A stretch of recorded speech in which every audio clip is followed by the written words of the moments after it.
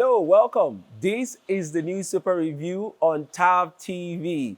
My name is Williams Abule, and I'm so excited to have you join me here on this very interesting episode of the Newspaper Review. Of course, you know what we do here on the show already. We dissect and, of course, analyze newspaper headlines across Nigeria here on the program.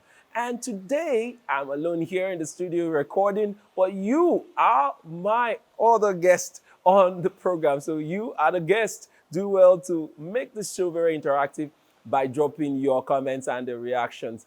Because you see, today, I'm right here alone. I don't have any guests with me, but you are going to be my guest on the program. So don't leave me alone here on the program. So drop your comments. And of course, if you haven't connected with us, what are you waiting for? Go ahead and subscribe right now. Turn on the notification key after you subscribe so that you get notified whenever we are up with a new episode of the Newspaper Review. I promise you, you won't regret doing that. All right. And also connect with us on our social media platforms. We're on Facebook, Instagram, and of course on X, formerly known as Twitter. You see the handles right at the bottom of the screen. So do well to take the lead and be a part of this very great family, TAF TV. Let's get on to the business of today, and we'll begin with the Nigerian Tribune for today, the 20th day in the month of September. And on the Nigerian Tribune, we have as headline, at UNGA, that's the United Nations General Assembly, Tinubu says governance failure, foreign exploitation, orders overboarding Africa, demands Marshall Plan type intervention, explains subsidy removal. You find that story on page 8 of the Nigerian Tribune. We also see as headline here, most Nigerian politicians are destiny destroyers, not helpers. Bishop Fakpe speaking there as 8th remembrance and patronal anniversary of HID Awolowo holds in Shagamu. Okay, you also see a picture of that program at the very side of that headline. We'll move on to the main headline on the Nigerian Tribune. It says here, Atiku, Obi file 86 grounds of appeal at Supreme Court, want Apex Court to nullify Tinubu's victory at PPC. Page 16 is where details of that story is. And then also diesel export, diesel ex-depot, price hits 1,000 naira per litre as marketers lament incessant increase. And page 6 is where details of that story is. National grid collapses again 5 days after restoration. Page 7 is where that story is. And also we see NNPCL retires top management staff in major shakeup. Page 6 is where you get details. And at the bottom there, you see pictures of protesters, a lot of young people dressed in black and black that came out to protest. The headline there says, protests rock 4 cities over Mohbad's death. Sanwo-Olu invites DSS to join probe. Well, you remember the death of that promising musician, Mohbad, formerly of the record label of the form Naira Marley, and then it sparked a lot of reactions.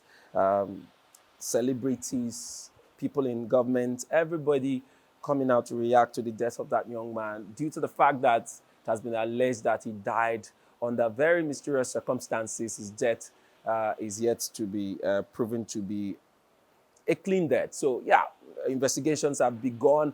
A panel has been set up by the Lagos State government to investigate the death of Mohbad, and that is up now. So if you need to get details of that story, you go to page 20 of the Nigerian Tribune to read up all the details concerning that story. We also see here Obasanjo's attack, I beg your pardon, Obasanjo's attack, our silence not act of cowardice, or your Obas.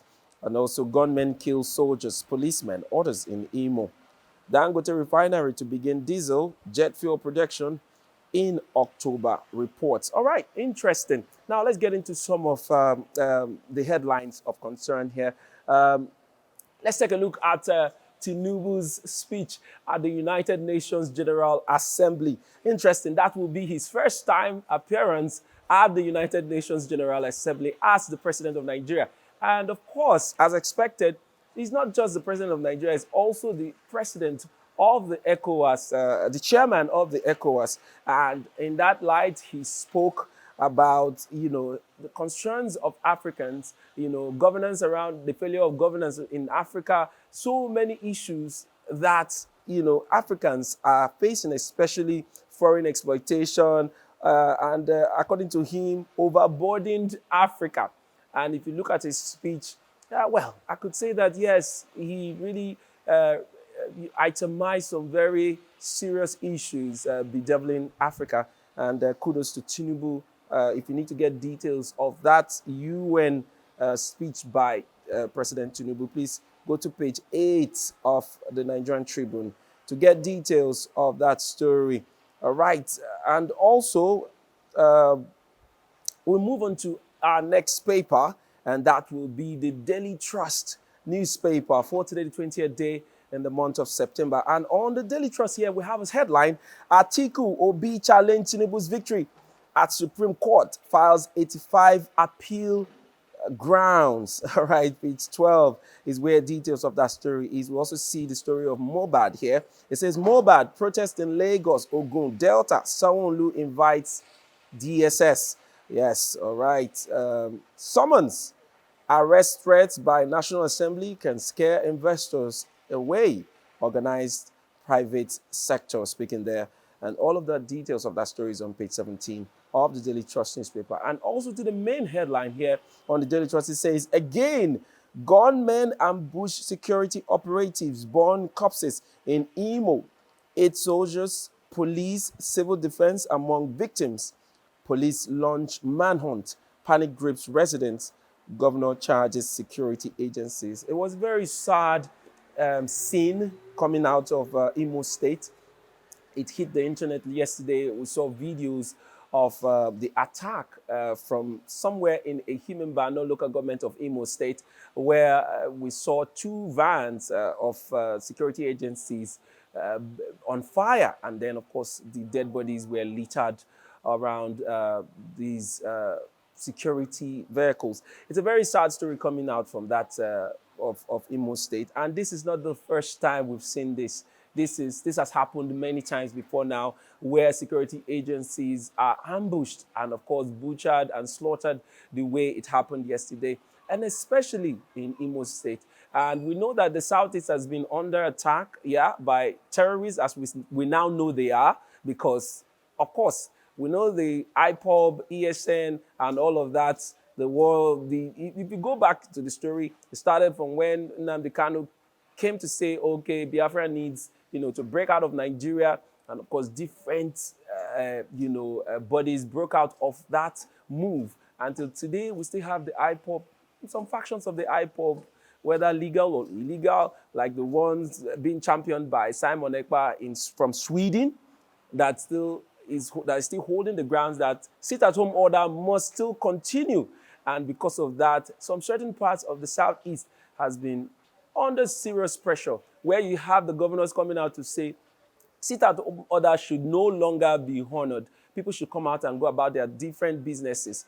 But then, when you see attacks like this, it's more like sending a message to the people living around these places that if you disobey our order of sitting at home, you might face death as the consequences. Now, security agencies, I traveled to the east sometime 2 weeks ago, and I know what I saw while journeying around that area. There are a lot of security presence there, especially military presence. But yes, it doesn't deter these people from coming out to perpetrate acts like this one that we're seeing now. That's to tell you that that area needs to really come under, serious supervision by the government. Now, this attack has, made innocent residents run away, flee away from their home. I have a relative living around this Himenbano, and right now she's on the run for her life because, of course, they don't know whether there will be a reprisal attack by the military, because we've seen that happen in the past where military people were killed in such places, and they get a reprisal attack by the military, because they feel that locals from those communities must have, known about this attack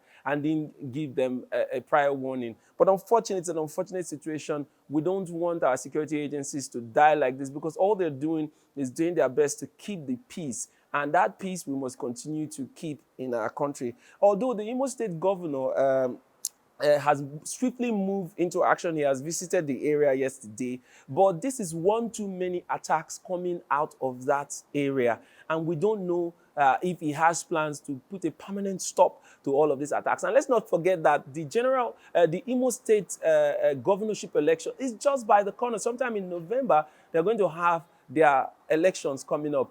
Are we going to see either the ESN or the IPOB or whatever, terrorist body that they are, come out to say these elections are not going to hold? And what are his plans, concrete plans, to stop these people from perpetrating these acts, thereby scaring voters, would-be voters, from coming out to, exercise their franchise? These are some of the issues that the Imo State governor, not just the Imo State governor, the federal government will need to address, because the personnel that are losing their lives due to these attacks are not from Imo State. They are federal government employed security agencies that are losing their lives to these endless, senseless attacks that are going on in the southeastern region of Nigeria. It's not just the southeast. It is happening here in the south to south-south. The other day in Rivers State here, we saw how a DPO was butchered by cult gangs somewhere in Ahuda area of Rivers State. So it is all over the country. And we remember earlier when the president appointed the military chiefs, he gave them that, order to go ahead and, run after these gangs and put their cases to rest.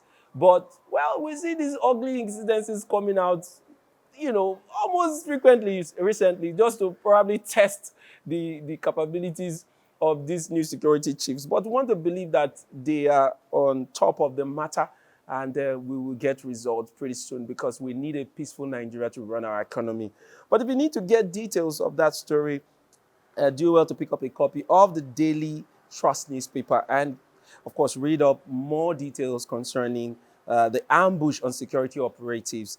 It's a very sad story. Their corpses were burnt beyond recognition. If you haven't seen that video, if you know you cannot stand any gory sight, please don't go ahead to see the video. All right, very sad. Let me take a few more headlines on the Daily Trust newspaper, and then we move on to the next paper. And those headlines will be: Katsina monarch breaks silence after compulsory retirement. You find story on page 13 of the Daily Trust newspaper. We also see here 20,000 schools, 907 1,769 classrooms needed for out-of-school children. UBEC giving that report there, and details is on page 6. And that's a very alarming numbers coming from UBEC. If you need to get details, page 6 of the Daily Trust newspaper is where you get details. Nigeria gets 95,000 slots for 2024 Hajj. Interesting. 94,000 slots. All right. Page 6 is where details of the story is. So do well to read up details of that story. All right, we're going to take a very quick, short break. Don't go anywhere. Don't forget, I told you from the beginning of the show that you're also part of this program. So drop your reaction, drop your comments. Let's know what you think about these headlines I've read to you. And then it will make the program very interactive and interesting. Don't go anywhere. I'll be right back after this short break. Hey there! Are you looking to record your videos, do your voiceovers, and take your professional pictures? Look no further. With our state-of-the-art newsroom, photography, kitchen for our food content creators, and exclusive children's studio, we certainly can deliver the best studio experience. Our carefully designed studio space can bring your diverse creative content ideas to life. We aim to consistently serve value to our customers far and wide. Come, let Tharv Media give life to your dreams. Tharv Media, a slice of infotainment. Hello, welcome back from that very short break. And I want to thank you so much for watching up to this time. And I told you from the beginning that you should drop your comments and your reactions to the headlines right at the comment section of this video. And if you haven't subscribed, go ahead and subscribe to this channel. My name is William Sabule, and I'm right here with you during the newspaper headlines. Let's go ahead and see our last paper for today, and that will be This Day newspaper. And on this day, we have a headline here: Tinubu to world leaders at UN. Africa does not need PT. won't replace old shackles with new ones, insists broken promises on fair treatment, enacting heavy toll on Africa, vows to help re-establish democratic governance in Niger. Let me take that again. Vows to help re-establish democratic governance in Niger. Says African nations will fight climate change on own terms. All right, page 33 is where you get details of the story. All right, blackout as Nigeria's power grid collapses third time in 5 days. Did you notice the power outage? Or yeah, I noticed it in my area. The whole of yesterday, there was no power at all. And this is two times within last week that we have had to deal with the collapse of national grid. It has become a norm in Nigeria that the national grid will collapse. And then, of course, the last time they said it was a fire outbreak in one of the stations that caused it. But now again, no explanation yet. But then there was a collapse of the national grid for the third time in 5 days. Oh yeah, there you go. Third time in 5 days. That is really sad. But we hope that they really can actually put this under control because power, very critical to our economy. All right, we see other headlines here. We see Dangote's 650,000 barrel per day refinery to begin operations in October. Production to start with diesel, jet fuel, petrol refining to commence on November 30th, says NNPC does not have needed crude immediately. Company to buy feedstock in dollars. All right, very, very, very interesting. Of course, when that Dangote Refinery was launched by former President Buhari, yeah, Nigerians were really excited. We were thinking that, oh yeah, this was going to really cushion the effect of subsidy removal because by the time we begin production of oil within the country, the cost will be at a very stable price. But unfortunately, that hasn't been the case. Dangote Refinery was launched, but they haven't been producing anything. But now they say, well, they will begin operations in October. Interesting news. And but then no petroleum products will be produced by then. According to them, they will start with diesel, jet fuel, and of course commence petroleum production sometime in November or so. And what that means is that just maybe we might experience a hike in the price of petrol. Already, that is a rumor going on because recently the price of diesel went up to 1,000 naira.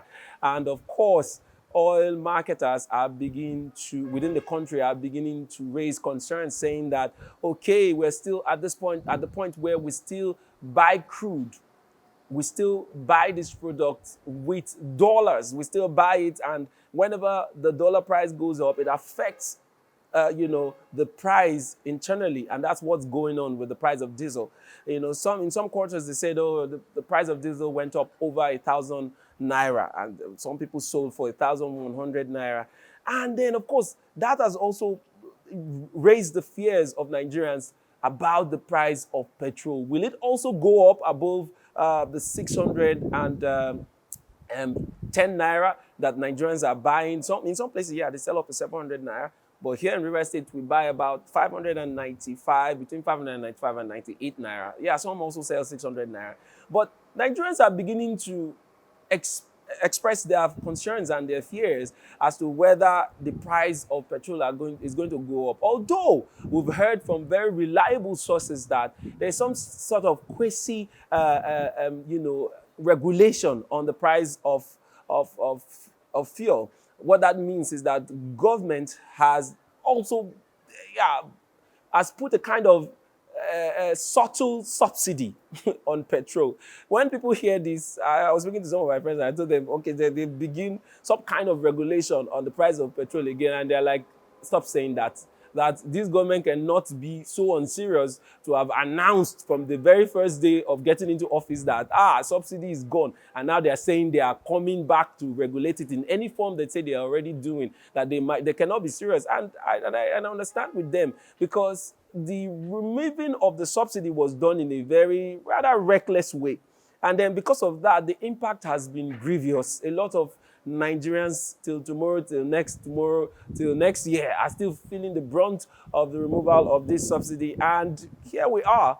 Concerns are all over the place. And of course, the regulations the subsidy removal did not only happen on petrol, it happened on also our FX. And then, for a while now, dollar has been up and down everywhere. The price of dollar compared to naira has been all over the place. It has been going up, and it has hit an all-time high of 950 naira per dollar. And because of that, it has affected everything within Nigeria, because we are more reliant on importation than internal production of anything whatsoever. You can think about anything whatsoever. We are more of a dependent country when it comes to importation than producing and exporting. So yeah, once dollar price rises, it will affect everything concerning us and everything as regards our livelihood. And that's what's already happening. The prices of goods in the market are tripled. Inflation rate is over 24%. And it's alarming, and it's becoming a very huge concern for Nigerians. So yeah, diesel price going up is not a surprising thing for most Nigerians. The only fear now is, will it also boil down to petrol? If it gets to petrol, then you will begin to see reactions from Nigerians, because they might get on the street to protest, because at that time it will affect the cost of, and let's not also forget that the yearly tide is drawing really close. We're already in the ember months. So people are already afraid that, will I be able to even buy rice for my family this December? Or are the prices going to be so high that we'll have to drink garri and survive? So yeah, these are some of the concerns. But if we have a government that is really forward-thinking, at this time around, I believe that they should come in and try to control the prices of these products till sometime next year, where Nigerians can say, okay, at least we had time to enjoy the yearly tide with family. All right, so all of that is going on. So if you need to get details, make sure you go up to page 10 of this day newspaper to get details of that story. We also see here at Supreme Court, that's the main headline on this day. It says here, at Supreme Court, Article list 35 will be 51 grounds to nullify Tinubu's election. Ex-VP faults tribunal's refusal to void poll over doctrine, of legitimate expectation. Says it erred in decision on electronic transmission, 25% FCT votes. Request rerun between Tinubu and him alone. Former Anambra governor wants Apex Court to allow appeal, set aside tribunal judgment. Grounds relief sought in petition, either in main or alternative. All right, so interesting.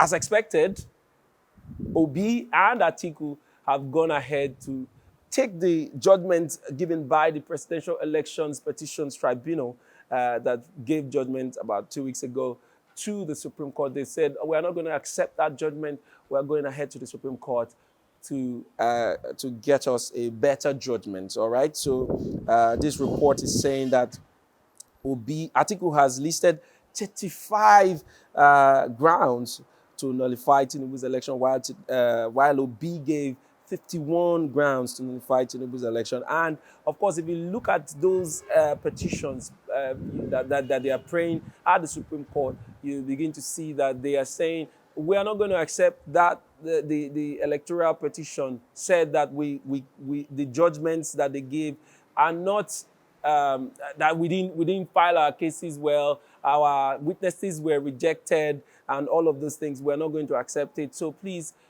can we look at the issue of the 25% votes coming out of the FCT?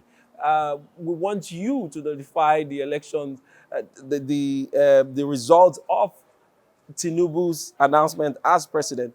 And of course, Atiku is praying the Supreme Court to appoint him, to swear him in as the winner of the election.